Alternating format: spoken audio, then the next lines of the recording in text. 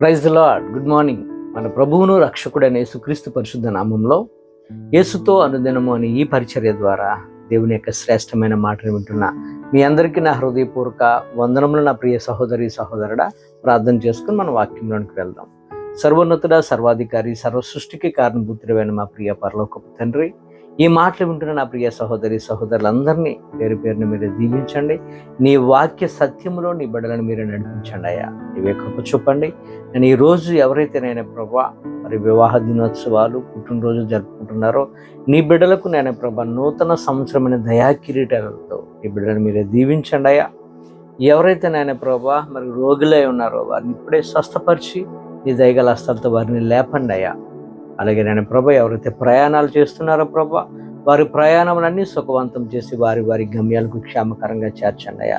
ఈ మాటలు వింటున్న నా ప్రియ సహోదరి సహోదరులందరినీ పేరు పేరుని మీరే దీవించమని ఆశీర్వదించమని యేసు నామములో ప్రార్థించి వేడుకుంటున్నాం మా యెహోవా తండ్రి. ఆమేన్. God bless you.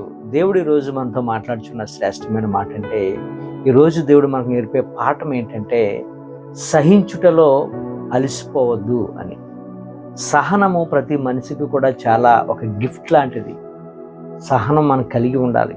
కానీ ఈ రోజుల్లో చాలామంది సహనము ఎవరిలో ఉండట్లేదు. మరి ముఖ్యంగా పిల్లల్లో ఉండట్లేదు. వారికి ఏదైనా మార్కులు తక్కువ వచ్చాయనో, లేదంటే వారు ఏదైనా అల్లరి పనులు చేస్తున్నారనో, లేదంటే ఏదైనా లోకానుసారంగా తిరుగుతున్నారనో, చెడు వ్యసనాలకు గురవుతున్నారనో, చెడు స్నేహాల్లో పడిపోతున్నారనో, పేరెంట్స్ కానీ టీచర్స్ కానీ ఎవరైనా ఎల్డర్స్ ఎవరైనా వారిని గద్దిస్తుంటుంటే ఏమవుతుందంటే వారు ఆ రోజు భోజనం అన్న మానేస్తున్నారు, లేదంటే ఎక్కడికైనా ఎవరికి చెప్పకుండా వెళ్ళిపోతూ ఉన్నారు. ఇలా సొసైటీలో చాలామంది ఉంటూనే ఉన్నారు నా ప్రియ సహోదరి సహోదరుడా. పిల్లల్లోనే కాదండి, ప్రతి ఒక్కరిలో కూడా గద్దింపును ఎవరు స్వీకరించుకోలేకపోతున్నారు. ఒక హెచ్చరికను ఎవరైనా గద్దిస్తూ తిడుతుంటే దాన్ని మహానందంగా తీసుకోవాలి. నీతిమంతులు గద్దించుట తైలాభిషేకం అనే వాక్యం ఉంది. కానీ దాన్ని ఎవరైనా సరే నువ్వు చేస్తున్న తప్పురా, నువ్వు వెళ్తున్నది సరైనది కాదురా, సరిగా ఉండరా అని ఎవరైనా చెప్తుంటే ఆ మాట వారి యొక్క హృదయంలోనికి, వారి యొక్క మైండ్లోనికి వెళ్ళట్లేదు. అది వారికి ఎంతో అవమానంగా ఫీల్ అయ్యి ఎక్కడికైనా వెళ్ళిపోతున్నారు, ఏదైనా చేసుకునే పరిస్థితులు ఉన్నారు.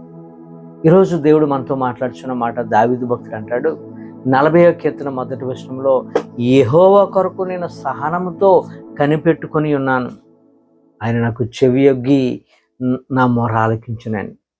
మనం ఎప్పుడైతే సహనముతో సహిస్తామో ఎంతో మేలుని చూస్తాం. దావీదు అంత సహనంతో ఉన్నాడు అంటే దావీదుకి ప్రభువాని ప్రార్థన చేసినంత మాత్రాన వెంటనే ప్రార్థన దేవుడు వినేలేదు, ప్రాబ్లం పోలేదు. సహించాడు. దేవుడు కరుణించేంత వరకు కూడా ప్రార్థిస్తూనే ఉన్నాడు. కనుకనే అంత సహనముతో కనిపెట్టుకుని ఉన్నానని దావీదు మాట్లాడటం జరిగింది. దావీదు అలాగే ఎగైన్ ప్రార్థన చేస్తూనే ఉన్నాడు, ఎక్కడ విసుకుపోలేదు. దేవుడు కరుణించేంత వరకు కూడా దేవుని యొక్క పాదాల యొద్ద గడిపాడు. ఉదాహరణకు బెతస్దా కోనేటి దగ్గర ఒక వ్యక్తి వ్యాధితో ఉన్నాడు. ఆ వ్యక్తి వ్యాధితో ఉన్నప్పుడు అక్కడ జరిగిన సన్నివేశం ఏంటో మన అందరికీ తెలుసు. అక్కడ కోనేటిలో దేవుని యొక్క దూత వచ్చి ఆ నీటిని కదపగా ఎవరైతే ఆ నీటిలోకి మొదటగా వెళ్తారో వారికి స్వస్థత జరుగుతుంది. అక్కడ అనేకులు వస్తున్నారు, అనేక వ్యాధి గల వాళ్ళు వచ్చి ఆ దూత నీటిని కదపగా మొదటగా వెళ్ళి స్వస్థతను అందుకుంటున్నారు. ఇతడు కూడా ప్రతిరోజు ట్రై చేస్తూనే ఉన్నాడు, కానీ వెళ్ళలేకపోతున్నాడు. ఇతన్ని తీసుకెళ్లేవారు లేరు, అంతగా వ్యాధితో ఉన్నాడు అతను. ఇతనికన్నా ముందు ఎవరో ఒకరు వెళ్ళిపోతున్నారు. కానీ అతని యొక్క సహనము మనం చూసినట్లయితే ఏ రోజు కూడా విడిచిపెట్టలేదండి. నేను ట్రై చేయలేనేమో అని ఎప్పుడు కూడా అనుకోలేదు. ఒకసారి 2 సార్లు కాదు, లాంగ్ 38 years అలాగ ప్రయత్నిస్తూనే ఉన్నాడు. మనకి ఇది యోహాను సువార్తలో 5వ అధ్యాయము 2వ వచనం నుంచి 9వ వచనం వరకు ఈ మాటలు మనం చూడవచ్చు. అతని యొక్క సహనాన్ని, అతని యొక్క ట్రయల్స్ని చూసి దేవుడు ఆయనే స్వయంగా వచ్చేసి నీటిలోనికి దిగకుండానే అతన్ని స్వస్థపరిచినట్లుగా మనం చూస్తాం. ఇతడు సహనములో నెంబర్ 1 స్థానం అని చెప్పొచ్చు. మరి ముఖ్యంగా ఈరోజు ఎలా ఉంటున్నారంటే కుటుంబాలలో భార్యాభర్తల మధ్య సహనము లేకపోవటం వల్ల విడాకులు వరకు వెళ్తున్నారండి. అండర్స్టాండింగ్ లోపం. అర్థం చేసుకునటం లోపం వల్ల, ఒకరినొకరు అర్థం చేసుకోలేకపోవటం వల్ల ఏమవుతుందంటే వారు ఈ ప్రాబ్లంలోకి వెళ్ళిపోతున్నారు. అండర్స్టాండింగ్ లేకపోవటం వల్ల విడాకుల వరకు వెళ్ళిపోతున్నారు. సర్దుకునే తత్వం ఉండట్లేదు. ఆ రోజే మనం ఏదైనా చిన్న గొడవ వచ్చినప్పుడు ఒకరినొకరు అర్థం చేసుకొని మనం సర్దుకొని పోతే సమస్య ఆ రోజే పోద్ది. కనుక అండర్స్టాండింగ్ లోపం వల్ల విడాకుల వరకు వెళ్ళిపోతున్నారు. సహనం అనేది ఎప్పుడు తగ్గుతుందంటే, మరి ముఖ్యంగా యంగ్స్టార్స్కు సహనం తగ్గుతుంది. తగ్గి వారు ఏదైనా చేస్తున్నారు ఈ మధ్యకాలంలో. ఆ యొక్క సహనం యొక్క విలువ వారికి ఎప్పుడు తెలుస్తుందో తెలుసండి? ఎప్పుడు తెలుస్తుంది అంటే, వాళ్ళ మమ్మీ తిట్టినప్పుడు, వాళ్ళ డాడీ తిట్టినప్పుడు ఆ టైంలో వారి మాటలు వారికి ఎలా ఉంటుందంటే చాలా కష్టంగా ఉంటుంది. ఆ మాటలు వినడానికి కూడా వారికి విసుగ్గా ఉంటుంది. దాని యొక్క ఆ వాల్యూ వాళ్ళకి ఎప్పుడు తెలుస్తుంది అంటే, వారు పెద్దవారు అయిన తర్వాత, ఆ ప్రాబ్లం అయిన తర్వాత, వారు నడుస్తున్న విధానంలో దాని విలువ, ఆ రోజు నేను సహించుకోలేకపోయాను కనుకనే ఈ రోజు నేను ఈ స్థితిలో ఉన్నానని అప్పుడు రియలైజ్ అవుతారు. అప్పుడు బాధపడతారు. అప్పుడు ఎంతో వేదనకు గురవుతారు. సహనము లేకపోవటం వల్ల ఏమవుతుందో తెలుసండి? వన్ వర్డ్, ఒక్క మాట ద్వారా రిలేషన్స్ కట్ అయిపోతాయి, బంధుత్వాలు పోతాయి, ఫ్రెండ్షిప్లు కట్ అయిపోతాయి.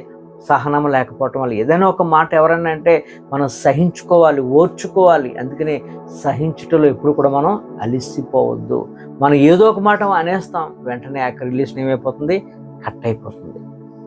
బెస్ట్ ఎగ్జాంపుల్ మనం చూసినట్లయితే ప్రెగ్నెంట్ లేడీని మనం చూడండి. ఆమె యొక్క ప్రెగ్నెన్సీ టైంలో డెలివరీకి వెళ్ళినప్పుడు మరి ఆమె పడుతున్న పెయిన్స్ మనం చూస్తే ఎవరో వర్ణించలేం. కానీ ఆ పెయిన్స్ అన్నిటిని కూడా ఆమె భరిస్తుంది, సహిస్తుంది. ఎందుకు? బిడ్డ కొరకు.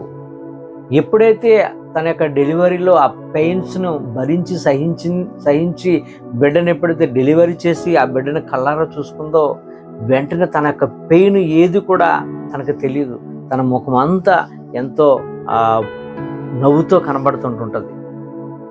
ఈ మాటలు ఉంటే నా ప్రియ సహోదరి సహోదరుడా, మనం ప్రతి విషయంలో సహించుకోవాలి, ఓర్చుకోవాలి.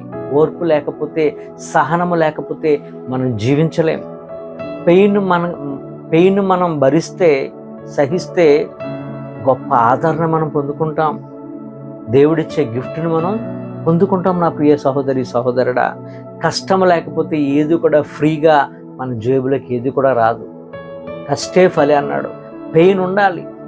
ఆ పెయిన్లోనే దాని యొక్క విలువేంటో మనకి తెలుస్తుంది. కాబట్టి సహించుటలో ఓర్చుకో.